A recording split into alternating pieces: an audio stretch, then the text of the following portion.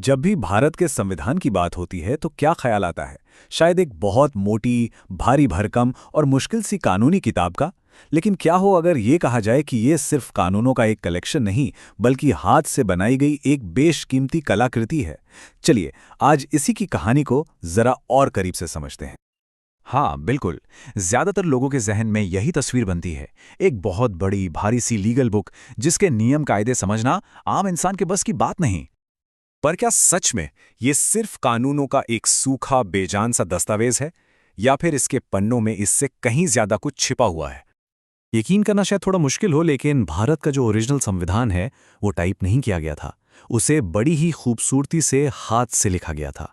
तो ये सिर्फ एक डॉक्यूमेंट नहीं, बल्कि अपने आप में एक शानदार आर्ट पीस है। तो चलिए इस अद्भुत कहानी के पन्ने पलटते हैं और जानते हैं कि दुनिया के सबसे बड़े लोकतंत्र का भविष्य लिखने वाली ये कलाकृति आखिर बनी कैसे थी।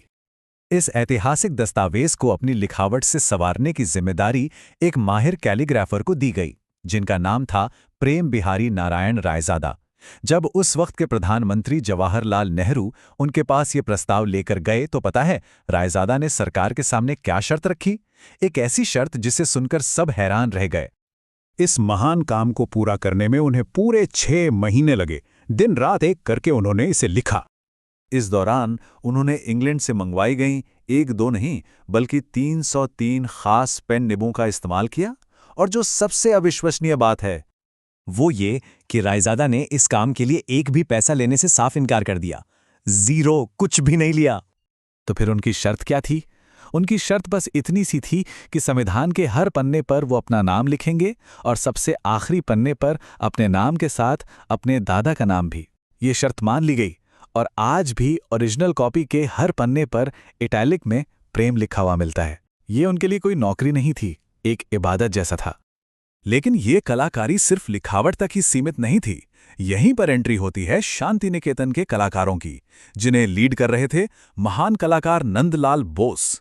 उनकी टीम ने संविधान के हर पार्ट की शुरुआत में एक अद्भुत चित्र बनाया। जैसे कि जो फंडामेंटल राइट्स वाला हिस्सा है, वहां भगवान राम, सीता और लक्ष्मण की अयोध्या वापसी दिखाई गई है, जो एक न्यायपूर्ण राज का प्रतीक है। वहीं डायरेक्टिव प्रिंसिपल्स वाले हिस्से में कृष्ण अर्जुन को गीता का उपदेश दे रहे हैं, जो सही शासन की नीति को दिखाता है।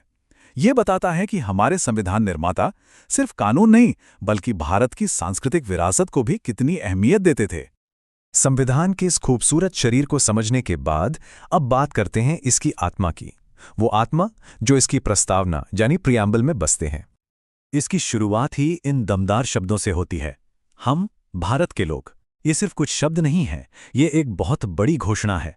ये ऐलान है कि इस संविधान को बनाने वाले और इसे ताकत देने वाले भारत के आम लोग हैं। कोई राजा या कोई बाहरी ताकत नहीं, असली पावर जनता के हाथ में है। एक और दिलचस्प बात, हमारी प्रस्तावना लिबर्टी शब्द का इस्तेमाल करती है, फ्रीडम का नहीं। सुनने में भले ही एक जैसे लगें, पर इनमें जमीन आसमान का फर्क है। फ्रीडम का मतलब हो सकता है कुछ भी करने की आज़ादी जो अराजकता फैला सकती है, लेकिन लिबर्टी एक जिम्मेदार आज़ादी है। ऐसी आज़ादी जो कानून के दायरे में हो और दूसरों के अधिकारों का भी सम्मान करे।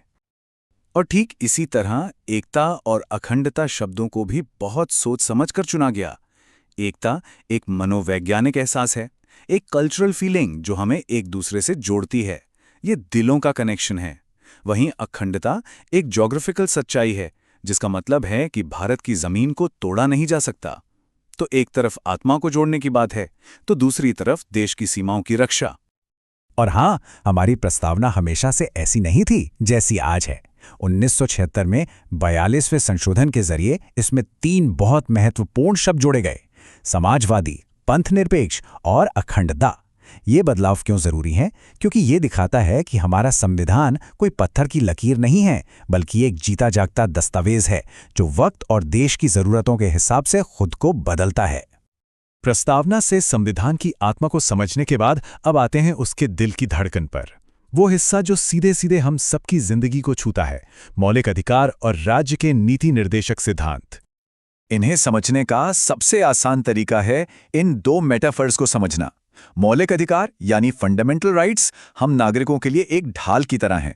अगर सरकार इन्हें छीनने की कोशिश करे तो कोई भी सीधे अदालत जा सकता है। वहीं नीति निर्देशक सिद्धांत यानी डायरेक्टिव प्रिंसिपल्स सरकार के लिए एक मॉरल कंपास की तरह हैं, जो ये बताते हैं कि एक अच्छा राज्य बनाने के लिए किस दिशा में काम करना है। इन्हीं अधिकारों में से एक है आर्टिकल 21, जिसे एक्सपर्ट्स किसी जादुई छड़ी से कम नहीं मानते। पता है क्यों? क्योंकि शुरू में इसका मतलब सिर्फ जीने और व्यक्तिगत स्वतंत्रता का अधिकार था, लेकिन वक्त के साथ सुप्रीम कोर्ट ने इसकी व्याख्या को इतना फैला दिया है कि आज प्राइवेसी का अधिकार, साफ पर्यावरण का अधिकार और यहां तक कि चैन से सोने का अधिकार भी इसी का हिस्सा है।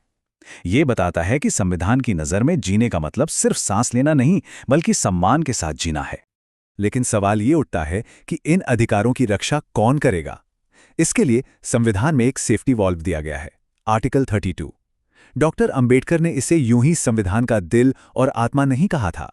यही वो आर्टिकल है जो हर नागरिक को अपने अधिकारों के हनन पर सीधे सुप्रीम कोर्ट जाने की जबरदस्त ताकत देता है और बाकी सभी अधिकारों को असलियत में मायने देता है।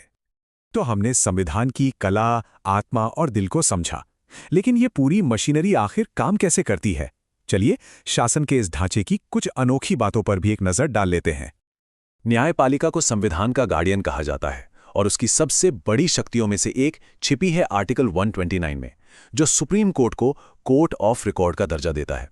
इसका सीधा सा मतलब यह है कि सुप्रीम कोर्ट का हर फैसला पत्थर की लकीर बन जाता है, जिसे देश की बाकी सभी अदालतें एक मिसाल मानकर अपने फैसले सुनाती हैं। ये एक तरह से हमारे देश का लीगल डीएनए बन जाता है। तो ये बिल्कुल साफ है कि भारत का संविधान सिर्फ नियमों की एक सूखी किताब नहीं है। प्रेम बिहारी रायजादा की कलम की स्याही से लेकर नंदलाल बोस के रंगों तक और सुप्रीम कोर्ट के फैसलों से लेकर संसद के संशोधनों तक, ये एक जीता जागता सांस लेता हुआ दस्तावेज है। ये सारी बातें हमें एक बहुत बड़े सवाल पर लाके छोड़ती हैं। संविधान के बेसिक स्ट्रक्चर को बदलने का आखिरी अधिकार किसके पास होना चाहिए?